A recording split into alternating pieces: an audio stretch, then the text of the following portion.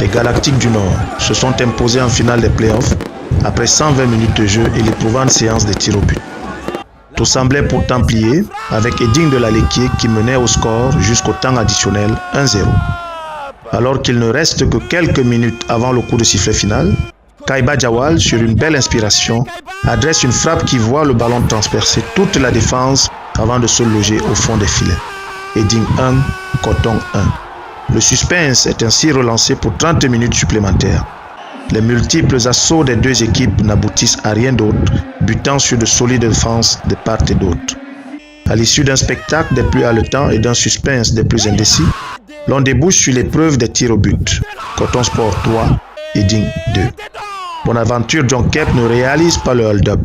Entraîneur hautement expérimenté qui a su bâtir un groupe qui a quasiment survolé sa poule durant le championnat.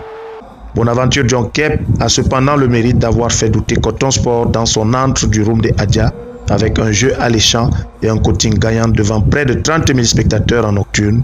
Son équipe a présenté un visage de club digne de Champions League.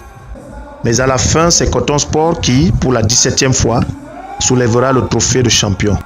Un sacre qui a mis le public de Garoua avide de victoires et de titres en extase.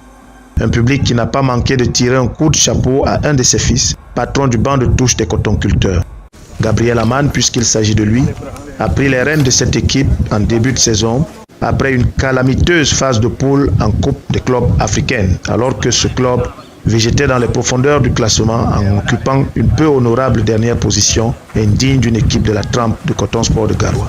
Tous les ingrédients étaient réunis pour une année footballistique foireuse du côté des Verts et Blancs de Garoua.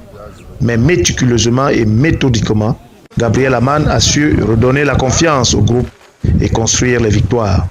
Deuxième de son groupe à l'issue de la phase régulière du championnat, Coton Sport de Garoua peut désormais savourer cette fulgurante remontée avec à la clé un pactole de 50 millions de francs comme prime. Arrivé en deuxième position, Eding empoche quant à elle la somme de 30 millions. Le podium est complété par les Mekok Mekonda du Canon sportif de Yaoundé qui termine à la 3e place devant les Astres de Douala.